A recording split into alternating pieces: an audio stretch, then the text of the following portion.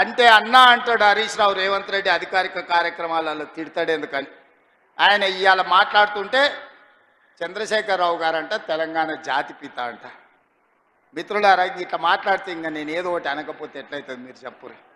జాతిపిత గురించి మీకు తెలుసు కదా. ఆ జాతిపితకు మందు వాసన పడుతుందా? గుజరాతుల్నే బంధు పెట్టించింది, అవునా? ఆ జాతిపిత గాంధీ ఆశ్రమాలలో ఉన్నాడు, నిరాడంబరంగా ఉన్నాడు. మరి ఈ జాతిపిత వాసన లేకుంటే నిద్ర లేస్తాడా?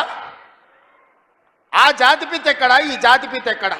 ఆ జాతిపిత ఎక్కడో చిన్న చిన్న దళిత వాడల్లో జీవితం గడిపితే 100 ఎకరాల ఫామ్ హౌజుల్లో ఈ జాతిపిత గారు ఉన్నారు. ఈయన జాతిపిత ఎట్లయితాడని నేను అడుగుతున్నా. అసలు పోల్చుకోవడానికన్నా పొంతన ఉండాలి కదా. పులిని చూసి నక్క వాతలు పెట్టుకుంటే వాతలతోనే నక్క పులి అయిపోతుందా? జాతిపిత అంటే ఎవరు? కొండా లక్ష్మణ్ బాబూజీ జాతిపిత. జాతిపిత అంటే ఎవరు? ప్రొఫెసర్ జయశంకర్ జాతిపిత.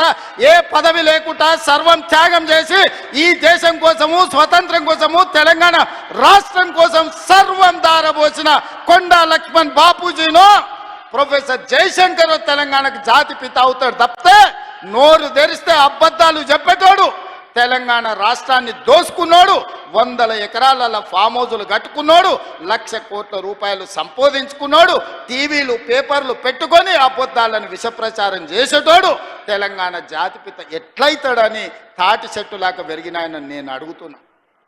ఇవాళ నేను ఇక్కడున్న యువకుల్ని కూడా అడుగుతున్నా, ఎవడయా జాతిపిత తెలంగాణకు? తాగుబోతాడు జాతిపిత అవుతాడా అని నేను అడుగుతున్నా.